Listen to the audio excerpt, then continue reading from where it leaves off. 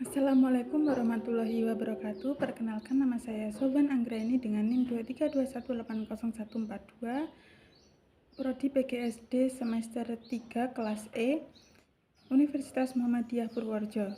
Di sini saya akan menampilkan tutorial cara membuat modul ajar.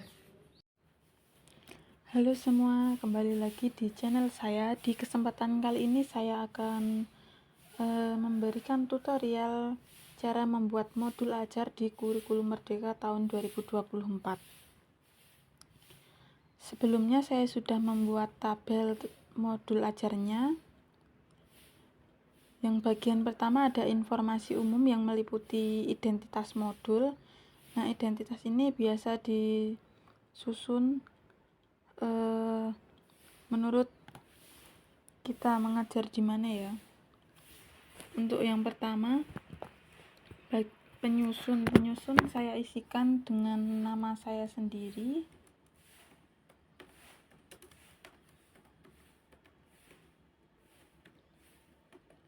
Nah, untuk instansinya saya isikan nama sekolah dasar. Nah, sekolah dasar ini diisikan bisa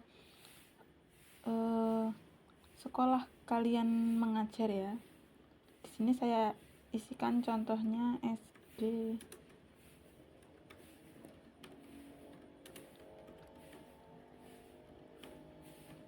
Saya contohkan SD Negeri Bugel. Untuk tahun penyusunannya 2024. Jenjang sekolahnya yaitu sekolah dasar.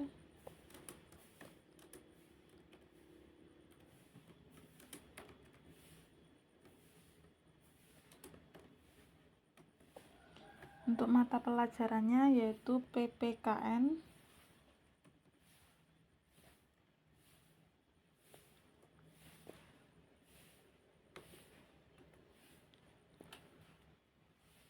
Fasenya yaitu fase B. Karena kita di kelas 4 maka menggunakan fase B ya.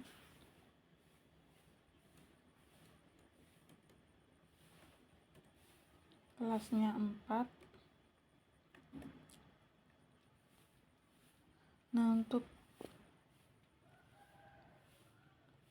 bab atau tema kali ini contohnya yaitu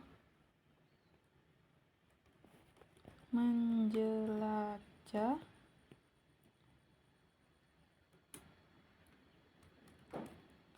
lingkungan sekitar.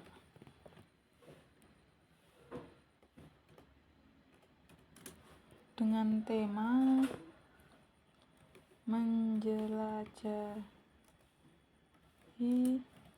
lingkungan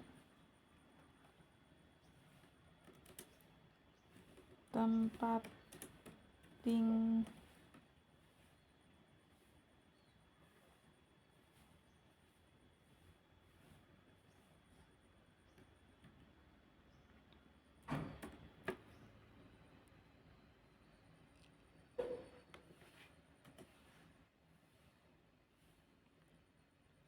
Sebelumnya babnya ini bab 3.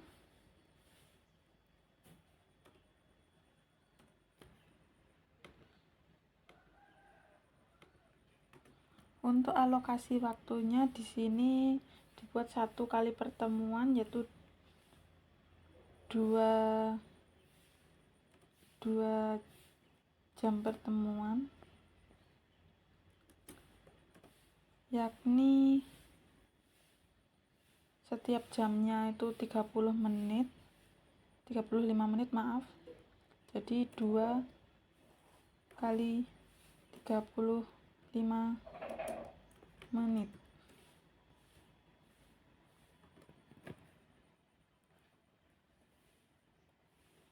Selanjutnya bagian kompetensi awal. Nah, kompetensi awal ini diisikan dengan kompetensi yang akan dicapai oleh peserta didik.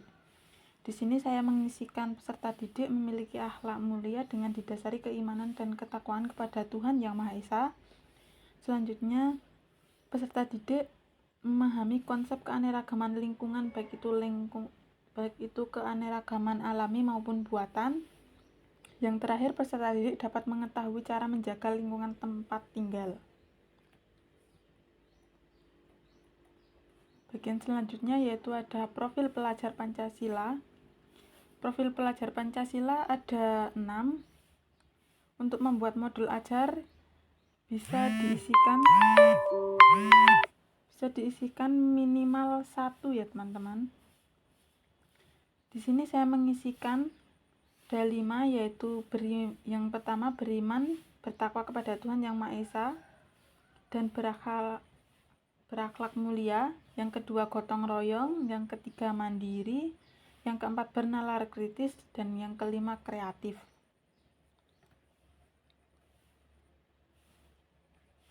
Untuk bagian sarana dan prasarannya ada sumber belajar. Sumber belajar ini bisa meliputi buku ya. Di sini buku seperti yang tertera, ada buku panduan guru dan panduan siswa. Bagian selanjutnya yaitu target peserta didik. Target peserta didik diisikan, di sini saya peserta didik reguler atau tipikal. Itu umum, tidak ada kesulitan dalam mencerna dan memahami materi bahan ajar.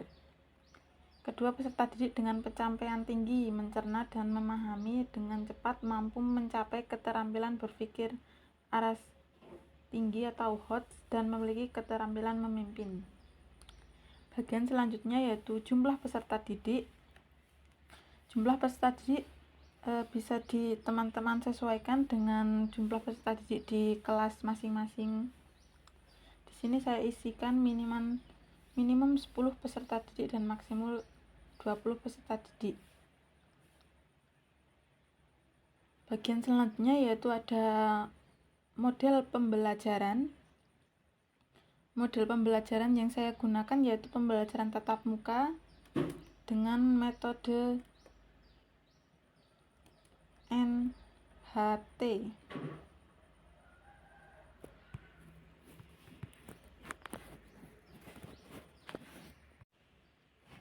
Bagian yang selanjutnya yaitu ada komponen inti yang meliputi ada tujuan kegiatan pembelajaran. Nah, untuk tujuan kegiatan pembelajaran ini, tujuan pembelajaran bisa kalian cari di datadikdasmen.com. Di sini lengkap, ada capaian pembelajaran dan tujuan pembelajaran. Nah, tinggal diklik. Untuk tujuan pembelajaran yang saya isikan yaitu dapat mengenal dan mengidentifikasi lingkungan tempat tinggal desa atau kelurahan dan kecamatan sebagai bagian yang tak terpisahkan dari wilayah Negara Kesatuan Republik Indonesia. Bagian selanjutnya yaitu ada pemahaman bermakna. Nah, pemahaman bermakna ini yaitu pemahaman yang akan dicapai oleh peserta didik ya, yang harus dipahami oleh peserta didik. Di sini saya menuliskan peserta didik untuk memahami materi tentang sikap mencintai sama manusia dan lingkungannya, menghargai. Bagian yang selanjutnya yaitu ada pertanyaan pematik. Pertanyaan pematik biasanya bisa disampaikan di awal sebelum memulai pembelajaran. Di sini pertanyaan pematik yang saya buat yaitu yang pertama, apa yang kamu ketahui tentang lingkungan? Yang kedua yaitu bagaimana cara menjaga lingkungan dengan baik? Yang ketiga, apa yang kamu jumpai di lingkungan rumah? Pertanyaan pematik juga bisa tujuannya untuk mengetahui seberapa dalam pengetahuan siswa tentang materi yang akan disampaikan. Selanjutnya yaitu ada kegiatan pembelajaran. Untuk langkah-langkahnya meliputi persiapan mengajar, Sebelum melakukan kegiatan pembelajaran, guru harus melakukan persiapan yang maksimal supaya kegiatan pembelajaran yang dilakukan bersama peserta didik bisa berjalan maksimal dan bermakna. Persiapan yang harus dilakukan oleh seorang guru diantaranya yang pertama yaitu menyiapkan peralatan pembelajaran. Diantaranya di sini ada laptop, alat bantu audio atau speaker. Selanjutnya ada proyektor, papan tulis dan alat tulis seperti spidol atau kapur tulis. Yang kedua ada media pembelajaran. Nah, media pembelajaran digunakan oleh guru untuk mempermudah penyampaian suatu pesan pembelajaran kepada peserta didik. Media pembelajaran digunakan sesuai materi pada pertemuan pertama yang akan membahas tentang menjelajahi lingkungan tempat tinggalku. Alternatif media pembelajaran yang dapat digunakan, yang pertama ada video yang berkaitan dengan menjelajahi lingkungan tempat tinggalku. Nah, video tersebut bisa diunduh di media online seperti YouTube atau lainnya ya. Yang kedua ada gambar-gambar yang terkait dengan lingkungan. Selanjutnya itu ada kegiatan pengajaran di dalam kelas. Nah, untuk kegiatan pengajarannya meliputi ada kegiatan pembuka, seperti contoh yaitu sebelum peserta didik memasuki kelas, guru mengkondisikan barisan peserta didik agar rapi dengan salah satu peserta didik menjadi pemimpin dan secara bergiliran bersalaman kepada guru saat memasuki kelas. Nah, langkah ini bisa digunakan apabila pembelajaran PPKN ini bisa dilaksanakan pada jam pertama di pagi hari ya. Yang kedua yaitu guru memberikan salam dan secara acak memberikan kesempatan kepada seorang peserta didik lainnya untuk memimpin doa sesuai agama dan kepercayaannya sebelum memulai kegiatan pembelajaran.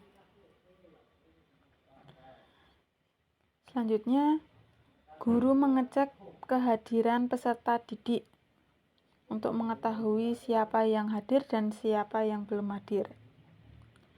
Selanjutnya, guru menyampaikan materi pembelajaran sebagai awalan dalam kegiatan belajar secara klasikal.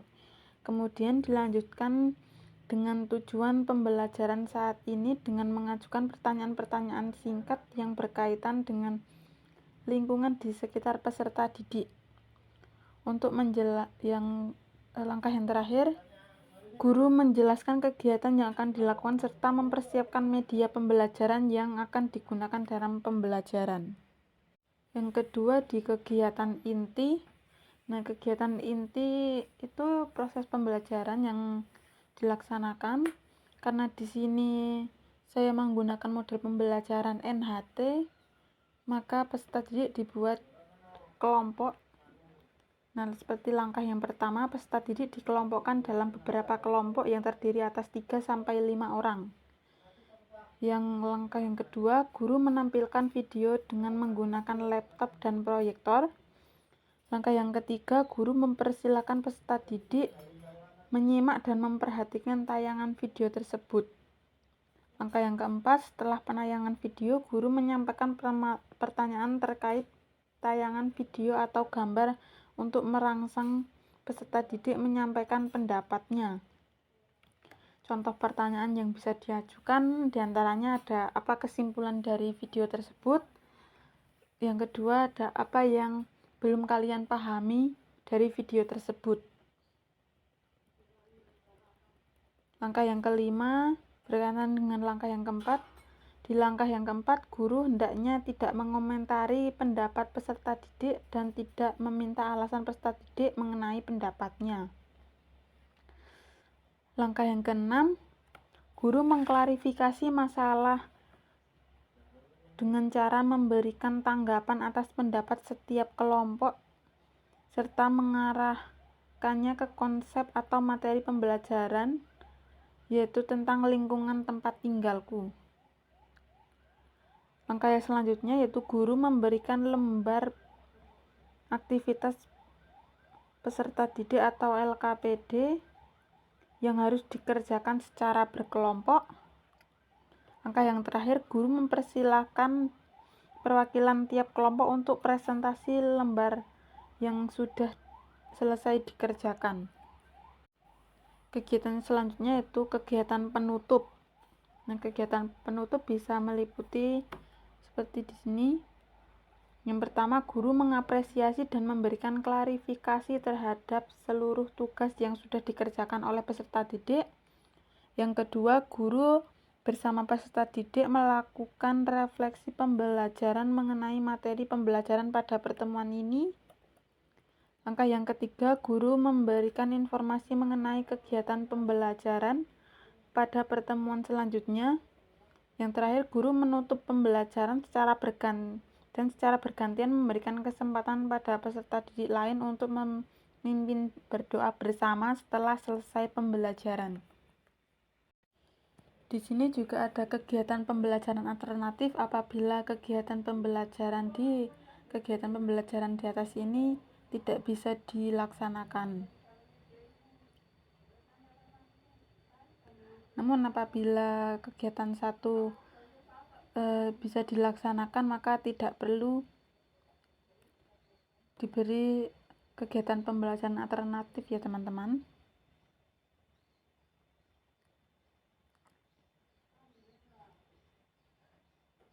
Bagian selanjutnya yaitu ada refleksi. Nah, refleksi yang pertama ada refleksi untuk guru ya. Guru juga perlu refleksi karena sebagai evaluasi di pertemuan ini ya. Jadi guru bisa menilai apa kekurangan dan kelebihannya dalam kegiatan pembelajaran kali ini. Kemudian dijadikan evaluasi untuk pembelajaran berikutnya.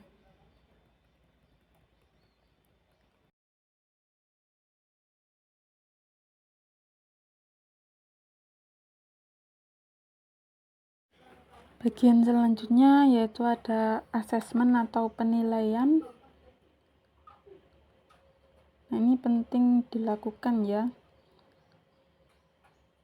Karena untuk mencari informasi tentang tujuan pembelajaran yang dicapai oleh peserta didik dapat diperoleh dari penilaian ini. Nah, penilaian yang saya pakai ada penilaian sikap seperti ini ya teman-teman. Yang kedua ada penilaian pengetahuan. Penilaian pengetahuan ini bisa diberikan untuk seperti contoh dalam bentuk soal-soal ya, untuk menggali apakah peserta didik itu sudah benar-benar menguasai materi ini atau belum. Lalu ada pedoman penskorannya untuk penskoran untuk soal-soal di atas ini.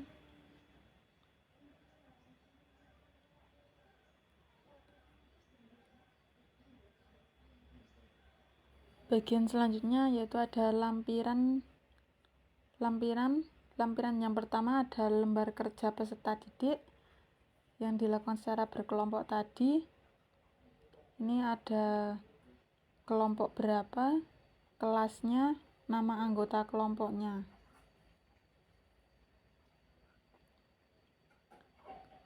Lalu tujuan pengerjaan,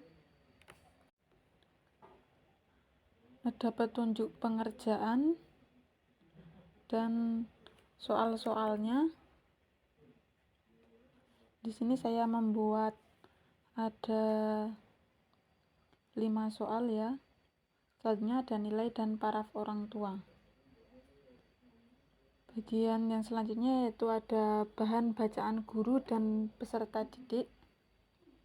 Nah, yang pertama ada bahan bacaan peserta didik.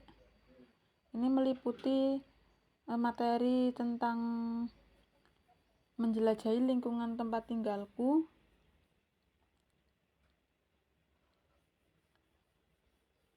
Selanjutnya ada bagian glosarium, yaitu berisi tentang kata-kata yang mungkin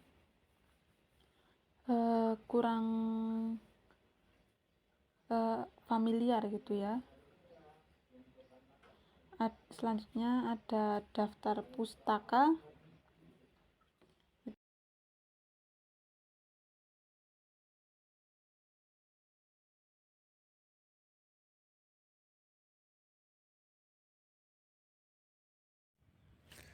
Nah, demikian tutorial cara membuat modul ajar ya. Di sini saya menggunakan kelas 4 SD dengan materi menjelajahi lingkungan sekitar. Semoga bermanfaat dan membantu teman-teman semua. Wassalamualaikum warahmatullahi wabarakatuh. Sampai jumpa di kesempatan yang akan datang.